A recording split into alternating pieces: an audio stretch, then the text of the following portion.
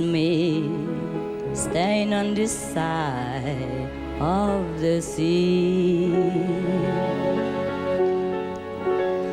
Where have you gone to, my tender moon? Oh, how I miss you, stand on this side, water blue. Hello, I'm Katherine Hudson, and I'm here with award-winning composer, conductor, and scholar Peter Boyer, who is involved with the One World of Peace Through Music benefit concert at the Shrine Auditorium. Welcome, Peter. Thank you for being here. Thank you. Nice to be here. Tell us more about yourself. Well, thank you for the nice introduction. I am a composer, conductor, scholar, professor, and have been composing largely for the contemporary classical world for about the past 10 years. Which do you like doing more, composing or conducting? They give you different kinds of satisfaction as an artist. The composition process is a very long, solitary one. It takes a great deal of time and concentration and being alone with your thoughts and your music, and so that's a different kind of experience from getting up in front of a wonderful orchestra and sort of bringing them together as one unit, 60, 70, 80, 100 people. That is a great thrill, and probably the greatest thrill of all is actually conducting something which you have composed, because then you're bringing that to life, something that you actually conceived all the way through the artistic process. So that's very exciting. I love the term being a scholar. Tell me more about that. Well, I suppose that goes along with being a professor in some sense. I've been a professor at Claremont Graduate University, which is one of the 6 Claremont colleges in the Los Angeles area, for the last 3 years. And I teach courses on the history of music for American films and 20th century literature, a variety of courses in that area, as well as courses in music technology and some composition and conducting. So I try to bring that background as a scholar to everything that I do. You did The Babes in Toyland? I was an orchestrator on that particular film, which is now running pretty regularly on the Disney Channel since it's the holiday season. And so in that case, as an orchestrator, that's someone who works for the composer. In this case, the composer of that score, somebody named Mark Waters, who is a 3-time Emmy-winning composer. And as an orchestrator, you're involved with the part of the process of taking a composer's sketches and expanding them for the full orchestra, basically making decisions about what instruments play what notes, etc. And this sort of thing is part of what composers for the concert hall do all of the time, but in the film world, often that has to be a separate person from the composer because schedules are so tight. So how did you get involved with the benefit concert? Well, actually, Fred Karlin, who is a sort of idol of mine, a really wonderful film and television composer and author, conductor and teacher, he called me somewhat out of the blue, fairly unexpectedly, some months ago, and described this project to me and said he had this very large, fairly unique kind of piece that he was composing, and at that time he was rather quiet about what the event might be for. He didn't want to get me all involved until he was sure that I was interested, but he said, I've got this big piece for orchestra and chorus and a folk rock group, and I'm going to play jazz trumpet, and we're going to have boys choir and actors. And I said, sounds wonderful. Well, why are you calling? He said, well, I'd like for you to conduct it. Would you be interested? And of course, I jumped at the opportunity. So that's how I became involved as a conductor. And after having sent some of my material to the presenters of the concert, I was offered a commission to compose a new song myself. And so my role has sort of expanded. So tell me what it's like to conduct a 75-piece orchestra. I have to say it's just about the greatest thrill that you can have, particularly when those 75 pieces are actually bringing to life something that you've created as a composer. To be able to be involved in every facet of that creative process, from the first time one conceives of a musical idea to writing it down with a pencil on paper in the old-fashioned way, and then bringing it to a computer and utilizing modern technology to create a full score, and then to create parts for every member of that orchestra. And then if you've been involved with that process, to then get in front of that group of musicians, which is comprised of the very best Los Angeles musicians, which means the very best anywhere, you immediately have a sort of a collective consciousness as a musical unit, and it's very exciting. And then if you, as a conductor, can bring that to life so that they, in a sense, are playing through you and you are playing through them, it's a tremendous thrill. And once it's over, you remain on a high for several days sometimes before you finally come down. It's really pretty exciting. So tell me more about Fred Karlin. Well, Fred Karlin, with whom I was privileged to actually study as a student a few years ago in a workshop that he ran for a number of years. Fred is somebody who is, in addition to being a tremendously talented and experienced composer and conductor, author, is also somebody who really gives of himself to a younger generation of composers. People who attend the concert will not be aware of this, but he actually has written the two best books on the art and craft of film scoring, in my opinion. He's written a book called On the Track, which is a huge 800-page volume, which basically has everything you could ever want to know about the craft of scoring for motion pictures, and it's written for the specialist or for the student of that craft. And then he's also written a book called Listening to Movies, which is for the layman, for the general person who may have an interest in the role that music plays in film but is not technically skilled. And both of those books are tremendous, and in the course which I teach on the history of music for American films, I use both of those books pretty regularly. So he's somebody that I've admired for a long time, and this is the first time that I have actually conducted for him, so I'm delighted to do it. Do you find that it's also a process when you're working with them to rehearse and practice as compared to when you're actually doing the performance? Sure. I mean, the performance, in a sense, is, you might say, the icing on the cake, to use a cliche. The performance is mostly about having fun and enjoying the music that you've created. The work, the intensive work, takes place in the rehearsals. And of course, that's what the audience doesn't see. When one performs, one has to try to create a line of drama or musical continuity from beginning to end. And in rehearsal, you're working toward building that by actually breaking it up into small sections and rehearsing. So you may only conduct for a minute or 30 seconds or a minute and a half and stop and go back and fix something. And that kind of process is different from in the performance where you know you can't stop. And so even if something is imperfect, if there's an imperfection, you go on and you try to build that energy and maintain that feeling in a performance. So there are two different kinds of things, and you can't have, of course, a quality performance without a very intensive rehearsal that has preceded it, or several rehearsals. Tell me about how you compose. What's the process for you? How you receive the idea and start composing? Does it take a long time, short time? It all depends on the nature of the piece. If one is inspired, one can tend to write for hours on end, create a lot of music very quickly, and not even realize that you haven't gotten up from the piano in 6 or 7 hours. Sometimes it's not so easy, and sometimes you end up, in my case, I do a good amount of my composing at the piano. You end up playing, improvising, and throwing out a lot of things that you didn't like. So it can be very easy, it can be very laborious, it depends. For my particular work process, I tend to compose what's called a short score, which is 3 or 4 lines of music on large paper with pencil, the old-fashioned way. And then when that short score is completed, I then take it and go to the computer, and there are computer programs that allow you to do notation of full scores, and then I actually make all of those decisions about what instruments will play what notes, etc., while I'm sitting at an electronic keyboard in front of the computer. And so my short pencil score of 3 or 4 lines becomes a full score of 35 lines in a computer score. And that's the final product, and then that has to be extracted into a number of different parts so that, for example, the first flute has his part, the first oboe has his part, and they don't have to have everybody else's part, whereas the conductor score, all of the parts have to be there. So that process is called orchestration, and orchestration tends to come after the actual composition is completed. So do you know much about Supreme Masters Ching Hai?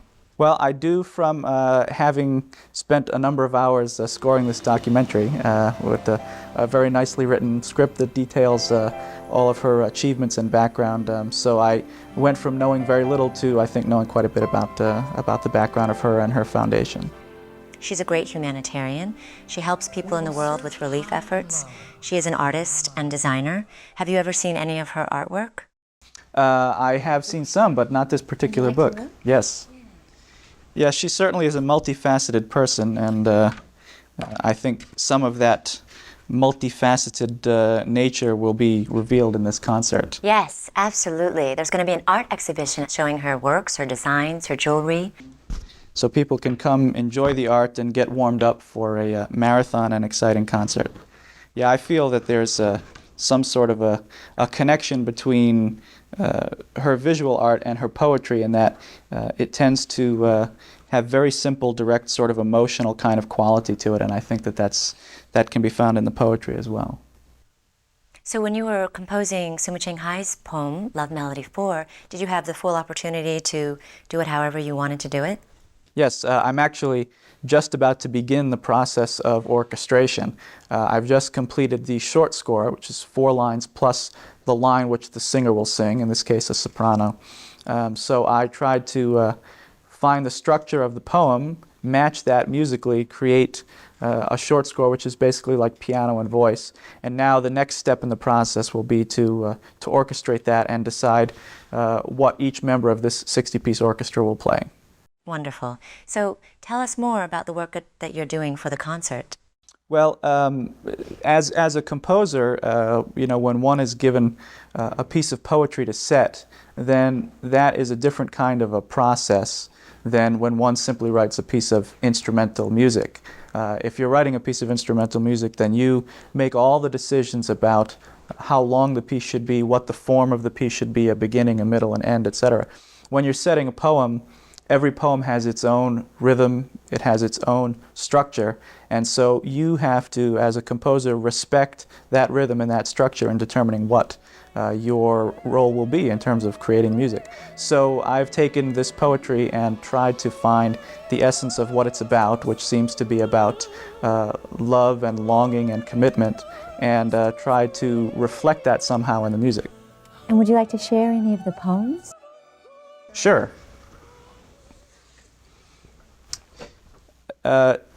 It's organized in quatrains, in groups of 4 lines, and so I've organized my music in these sort of 4-line groups. So for example, a recurring theme in the poem is the 3 words, how many miles?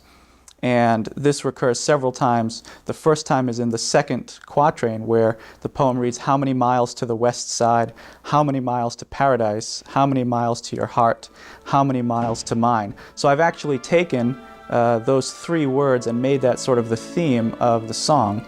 And so that is a recurring motif, and I have that music enter at the beginning, return in the middle, and then return at the end to sort of round it out. And finally, in the final moments of the song, that actually appears purely musically without the words, and then the singer comes back in for a final time to close it out. So that theme of longing, of wishing to know how long it will be before one is reunited with one's loved one, that's sort of become the theme for my setting.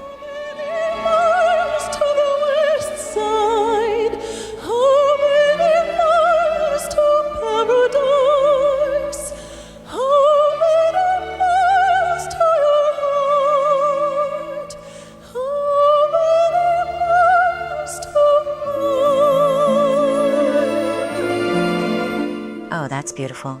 Thank you for sharing that. You're welcome. So tell us also about, you're going to be conducting Fred Karlin's The Peace Seeker. That's right. This is going to be quite a large and challenging work to organize. We have, of course, the 60-piece orchestra, and sort of in the middle of that 60-piece orchestra, we'll have a folk rock group of 4 instruments. Now that in itself is 2 different worlds that are being put together in a way that one doesn't normally find. Usually one thinks of a rock group and an orchestra as completely different entities, but in fact they'll be there as 2 of the large elements. Then we have a boys' choir, the Pasadena Boys Choir, which is another element, and of course then you're dealing with children's voices, which is something that is a fairly unique kind of sound. Fred Karlin, who's also a world-class jazz trumpet player and flugelhorn player, has written himself some spots to play, which is why he didn't want to conduct. Can't conduct and play trumpet at the same time. And then we have a female vocalist who will accompany the folk rock group, and also 3 actors who will do recitations of poetry as well. So this will be a big job to coordinate. This is going to be amazing. event. Amazing. I mean, some wonderful, wonderful guests. Bill Conte, Fred Karlin, the Gaelic Storm, who formed music from Titanic as well. Right. And the Beach Boys family and friends. It will be quite a mixed bag. I can't think of any other event where so many different kinds of diverse musics will be together on the stage. So I think that reflects the title of One World very well. So it's a benefit concert, One World of Peace Through Music. Isn't that a beautiful poster? It is. I think what struck me about it is these three separate images and how nicely they were combined. Of course, the prominent image is the violin in close-up with the bow, the waves breaking over it, and then the butterfly. So we have nature and music and a sense of unity among them, and I was really struck by that. I thought it was beautifully done. I love that concept, One World. Yes, and I think that that is really reflected in the great diversity of music that we have. Where else can you find Fred Karlin and Bill Conte, Oscar-winning composers, on the same stage with the Beach Boys family and friends, Gaelic Storm, Debbie Reynolds? What more could we ask for? Exactly. Tell me more about when you were young and how you got involved in conducting and composing. And are you living your dream? I mean, this is what you always wanted to do. Well, actually, that's a question that most composers, I think, are asked. And I did not really get involved in an intense kind of way in music until I was a teenager. I did not get involved in it as a child. I was a visual artist. That was what I seemed to display a talent for when I was a child. But when I was 15, I became involved in music as a pianist and then a songwriter. And I, at that time, didn't know anything about classical music or the classical repertoire, but I knew the kind of music I had heard growing up as a kid. So it was show tunes or it was rock and roll, and that was the kind of thing I did. And then around the time I was about 17 years old and went to college, I started becoming involved with classical music, classical repertoire, and that's really become my focus ever since then, although I still do have a connection to the popular music world as well. So what are some other projects that you've worked on in the past that are really close to your heart? Well, I've written about, I guess about 20 to 25 works for either orchestra, chorus, orchestra and chorus, piano, chamber music. And I've written quite a number of large orchestral pieces that have been performed quite a bit. My tone poem, Titanic, which has been sort of helped along by the film, and it's been done quite a bit, and have written things such as a commission for Carnegie Hall. That was very exciting. There is a wonderful program called First Music, and this is a national competition which selects young composers each year and offers them a commission to write a new piece to be premiered by the New York Youth Symphony at Carnegie Hall. And so I was selected for this about a year and a half ago, and I wrote a big piece called The Phoenix, a big tone poem, 8 minutes for a very large orchestra, 9,500 pieces. And that was premiered at Carnegie Hall in May. So that's one of the more exciting things of the last year and a half. So do you feel that we are creating world peace, and do you believe in world peace? Well, I mean, it's always a hard question of what sort of role any of the arts can play in achieving something like that. I mean, sometimes it seems that we live in a world where arts and politics don't have very much to do with one another, but I think that they should, and I think that anything that goes away toward raising the public consciousness of a sense of unity is a good thing, so I think we'll make some difference.